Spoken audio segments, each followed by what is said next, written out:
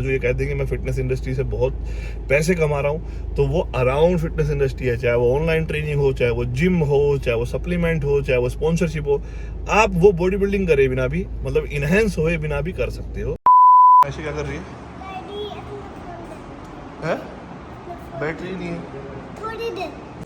तो भाई बहुत गर्मी हो रही है और ब्रांड शूट था तो वो करने आए थे हम सारे। आयशा हमारे साथ चिपक लेती है। थोड़ी देर खड़ा रहना पड़ जाए ना धूप में तो ऐसे हो जाएंगे जल के, जैसे भुना हुआ मुर्गा। कैसे मरा है? तो किसी तूफानी बच्चे ने क्या कारिस्तानी कर रखी है, एक गाड़ी पे कारिस्तानी। गर्मी का बस एक फ़ायदा है, ट्रैफिक नहीं मिलता, मतलब लोग कम है सड़कों पे। नहीं तो भाई साहब यहाँ पे दिन में ना आने का कोई चांस नहीं है कि आप बच जाओ। गाड़ी भी भाई ऐसी आती है तब के बुरा हाल। आजा जल जाएगी अंदर।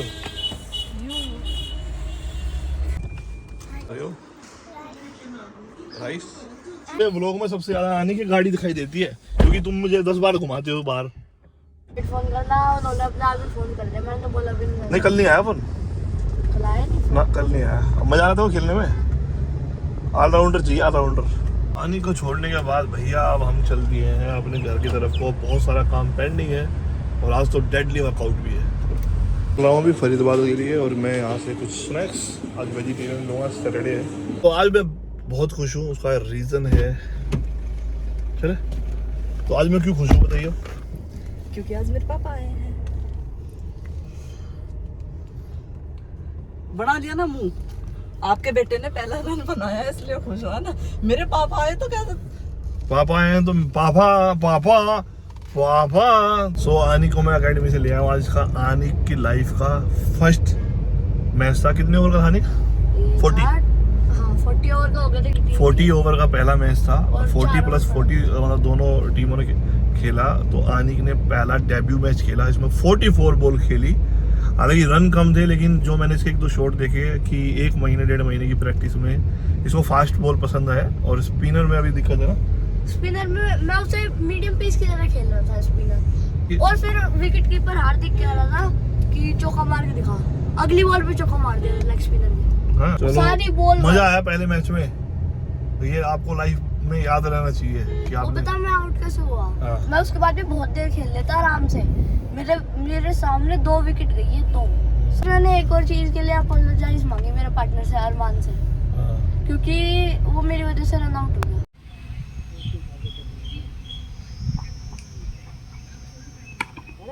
नया दिन, नई शुरुआत। और भैया अभी फिर हम गाड़ी को वॉश करवाने के लिए, अब मेरे तो बस की है नहीं गर्मी में, तो मैं क्या करता हूँ वहाँ जाके बैठ जाता हूँ और ऊपर से वॉश हो जाती है। अच्छा, मैं एक राय मांगना चाह रहा था आपसे। क्या जो 4x2 थार है वो मैं बुक करवाने गया था, तो वो 1 साल की वेटिंग पे है। तो मैं कहीं जुगाड़ लगा के, अगर आप बोलो तो क्या वो सही रहेगी लेनी? क्योंकि 4x4 का यूज़ नहीं है दिल्ली में, और मैं ऐसा कोई कार लवर भी नहीं हूँ कि मैं पहाड़ों में जाके गाड़ी चलाऊँ या। और अभी तक सफारी से भी सिर्फ एक ही ट्रिप लगा है। कि मैंने इतनी बड़ी गलती करवाई थी भाई, और अभी तक इसे फेस ही कर रहा हूँ। ये करवाई थी मैंने जब मेरी 2013 में शादी हुई थी। उसके बाद दिसंबर में आनिक हुआ था, और आनिक होने के 1 महीने बाद मेरी उस टाइम पे सैलरी थी 22,000 रुपीज़। और मैंने ये इतनी बड़ी पॉलिसी करवाई थी बिकॉज ऑफ फ्यूचर, कि अगर मुझे कुछ होता है तो बच्चों को पढ़ने के मिल जाएंगे, हायर एजुकेशन के मिल जाएंगे। लेकिन ये उस टाइम पे समझ नहीं आता, ये इतना बड़ा स्कैम होता है ना आपकी। मतलब मैंने 30% अपनी सैलरी सिर्फ इसी में इन्वेस्ट कर दी कि फ्यूचर। और फ्यूचर बनाने के चक्कर में इतना सिकोड़ना पड़ता है ना हाथ भाई, जो भी सैलरी बेस इंसान है। बहुत मतलब मेरा ये एक्सपीरियंस इसको लेके है, पोस्टल लाइफ इंश्योरेंस को लेके। इतने बड़े बड़े सपने दिखाते हैं और बाद में क्या निकलता है। अभी मैं कैंसिल कर, अभी 8 साल इसको हो चुके हैं। अब 8 साल तक जो पैसे इसमें मैं जमा कर चुका हूँ ना, अब सोच रहा है इसे कैंसिल करा दो, छोड़ दो। तो मुझे उल्टा लॉस हो रहा है। जो उस टाइम के पैसे, जब मेरी 21,000-22,000 रुपये सैलरी थी, उसमें से 7,000 रुपये मैं इन्वेस्ट कर रहा था फ्यूचर के लिए, कि बच्चों के लिए, कि कुछ अगर मिस हैपनिंग हो जाए तो बच्चों के काम आ जाए। लेकिन ये उल्टा लॉस चल रहा है मुझे। उस टाइम के पैसे कंपेरिजन करो आज पूरे 9 साल पहले। भैया दोपहर में चलती हुई लू के बीच में हम आ चुके हैं सीपी, और बहुत ही गरम हवा के थपेड़े चल रहे हैं यहाँ पे। तो भाई अरे पापा कोई सी भी ले लो, इधर उधर की मत ले सीधी ले। हर चीज इन्हें मेरी कॉपी करनी है। अभी ये साइकिल चलानी है, वो एक भाई साहब 4 घंटे अकेडमी में खेल के भी आ गया, उसे भी कार्डियो करना है, कह रहा कार्डियो करूंगा मैं भी, वो भी ट्रेडमिल पे। बेटा ये जो ग्राउंड होता है ना वो बेटर होता है इससे, ये तो जुगाड़ है।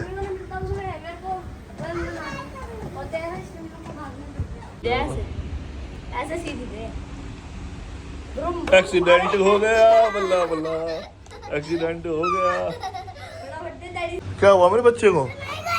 नाराज हो गया? आज चल मैं बनाऊंगा आइसक्रीम, चॉकलेट वाली, ग्रीन ग्रीन आइसक्रीम, पिस्ते वाली।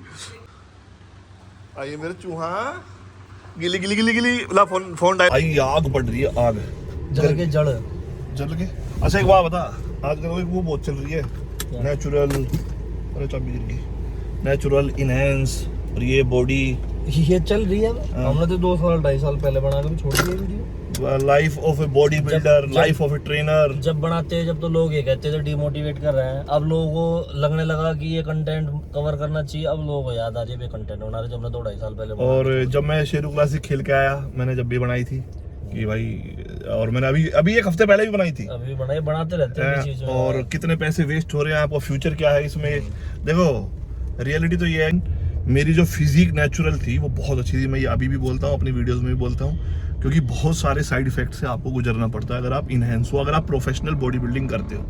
अगर कोई भी बॉडी बिल्डर ये बोल रहा है कि उसे कोई दिक्कत नहीं आई, तो नॉर्मल सी दिक्कत मैं बता देता हूँ जो कोई नोटिस भी नहीं करता, वो मैं पूरी वीडियो में कवर करूंगा। सबसे पहला डिप्रेशन, एग्रेशन, शॉर्ट टेम्पर, ये तो कोई बात ही नहीं करता इसके बारे में। तो हर 6 में से 2 आदमी जो यूथ यंग है, जवान है, वो डिप्रेशन के शिकार है। और बॉडी बिल्डिंग एक इतना स्ट्रेसफुल वो है जिसमें हार्मोन इनबैलेंस होते हैं। आपकी बॉडी बना रही है 60 mg, आप ले रहे हो 1000 mg, तो एक्स्ट्रा चीजें जा रही है ना। तो लिबिडो की problem, sexual problem, hair loss, acne, ये देखो पिगमेंटेशन, बहुत सारी चीजें हैं जो होती हैं। तो मैं हमेशा ये बोलता हूँ, और जहाँ तक किसी भी चीज़ को करने का आपका रीज़न होना चाहिए ना। आपको बॉडी बिल्डिंग करनी है, शौक के लिए करनी है, प्रोफेशनली करनी है, फ्यूचर में करनी है, क्या उससे लेना है क्या नहीं लेना है। अभी देखो जो जीत भाई हैं वो अपना HSF लेके आ रहे हैं, विच इज़ गुड इनिशिएटिव, और होना भी चाहिए। जिसको पसंद है वो वहाँ पे खेले, जिसको नहीं पसंद है, जिसको इनहेंस्ड होके, एक्सट्रीमली रिप्ड होके और ओवर साइज जाके रिप्ड होना है, देखो वो भी इजी नहीं है। मेरा इसमें ओपिनियन ये है कि आसान कुछ नहीं है, चाहे वो नेचुरल हो, चाहे वो प्रोफेशनल स्टेज हो जो ओलंपिया है, लेकिन चूज आपको करना है। आपकी लाइफ में क्या चीज़ मैटर करती है, क्या नहीं करती है। और एक चीज़ और है सबसे मेन, कि वहाँ पे जाना आपको है, उसका एक मकसद होना चाहिए ना। मुझे तो वो एक नज़र आता है कि वो एक छलावा है जो आप लोगों को भ्रमित किया हुआ है, और एक फैकल्टी ऐसी बनी हुई है प्राइवेट, जिसमें उन्हीं का फ़ायदा है बस, बॉडी बिल्डर्स को कुछ नहीं मिल रहा। आप देख लो उठा के हिस्ट्री, आप देख लो उठा के, अब ये हिस्ट्री उठा के देख लो कि कोई बॉडी बिल्डर, स्पेशली जो बहुत सारे टाइटल्स जीते हैं इंडिया में, बाहर, क्या वो बॉडी बिल्डिंग से मिलेनियर बने हैं? अगर आपका सिर्फ मकसद है इसको पैशन के जरिए जीना, आपके पास सोर्स ऑफ इनकम की कमी नहीं है, आपको लाइफ में रिस्क लेने में मज़ा आता है, और आप में पैशन है आ गया कि आप सिर्फ इसी में जाना चाहते हैं, तो बहुत बढ़िया चीज़ है। देखो मेहनत लगती है, किसी को ये डाउट हो ना कि सिर्फ मेडिसिन से बॉडी बनती है, तो ये भी बहुत बड़ा वहम है। और जिनके पास ये सारी चीज़ें हैं, सुविधा हैं, डॉक्टर हैं, फिजिशियन हैं, डाइटिशियन हैं, और दुनिया भर के मसाज हैं, अलग अलग थेरेपीज़ हैं, और अलग अलग मशीनें हैं, उनको भी प्रॉब्लम आ जाती है। और कोई ये बोले कि तेरे को कैसे पता, तो भाई मैंने खुद करी भी है, फील भी करी है। बहुत सारे ओलंपियन से मैं मिला भी हूँ, बहुत सारे प्रो बॉडी बिल्डर से मैं मिला हूँ। इवन मेरी वीडियो जाके देखो, लैरी वील ने भी ये बोला है उसमें कि उसको भी बहुत सारी प्रॉब्लम होती है, और वो TRT पे एंड ऑल। तो ये फैक्ट है कि जब तक आप लेते रहोगे तब तक आप जिंदा, मतलब बॉडी बिल्डिंग में सर्वाइव करोगे। जैसे ही छोड़ दोगे तो आपका मसल मास भी लॉस होगा, आपका जो आपने वो बूस्ट किया है ना कि भाई देखो मैं कितना स्मार्ट लग रहा हूँ, जब वो डाउनफॉल आता है ना तो वो डिप्रेशन में कन्वर्ट होता है। तो ये सबका लॉजिक अपनी लाइफ का अलग होना चाहिए। अगर आपका लॉजिक सिर्फ परस्यू करना है कि मैं अच्छा दिखूं, मेरे को फॉलोइंग चाहिए, तो भैया फिटनेस में फॉलोइंग कम है और चीज़ों में बहुत ज़्यादा है, तो फॉलोइंग का तो मैटर भूल जाओ। रही फाइनेंस की बात, तो सिर्फ खर्चा है, इससे पैसे कमाने का मौका आपको नहीं मिलेगा। जो ये कहते हैं कि मैं फिटनेस इंडस्ट्री से बहुत पैसे कमा रहा हूँ, तो वो अराउंड फिटनेस इंडस्ट्री है, चाहे वो ऑनलाइन ट्रेनिंग हो, चाहे वो जिम हो, चाहे वो सप्लीमेंट हो, चाहे वो स्पॉन्सरशिप हो, आप वो बॉडी बिल्डिंग करे बिना भी, मतलब इनहेंस हुए बिना भी कर सकते हो। तो मेरा इसमें ये ओपिनियन है। बाकी आपको जो अच्छा लगे आप करो, आपकी लाइफ, आपके पैसे, आपका फ्यूचर, जैसे उसे बनाना है बनाओ, जैसे बिगाड़ना है बिगाड़ो, नहीं बिगाड़ना है मत बिगाड़ो, किसी की बात मत सुनो, किसी की सुननी है सुनो, जो पसंद है वो करो, अपने दिल की सुनो। हर इंसान को पता होता है, चोर को भी ये पता होता है कि वो चोरी कर रहा है, उसके लिए वो सही है या गलत है। हम समझा के किसी का फायदा नहीं कर सकते। और रही बात मेरी, कोई मुझे बोले कि भाई तूने किया, मुझे उसमें पहले ही पता था कि इसमें ये चीज़ें हैं और मुझे नुकसान फील हुए, इसीलिए मैंने मेरा बच्चा क्रिकेट खेल रहा है, मेरा बच्चा बॉडी बिल्डिंग नहीं कर रहा, और मैं चाहता भी नहीं करे, है ना, क्योंकि बॉडी बिल्ड करे, स्टेज कम्पीट ना करे। चलिए हम थोड़ा सैलून में आए।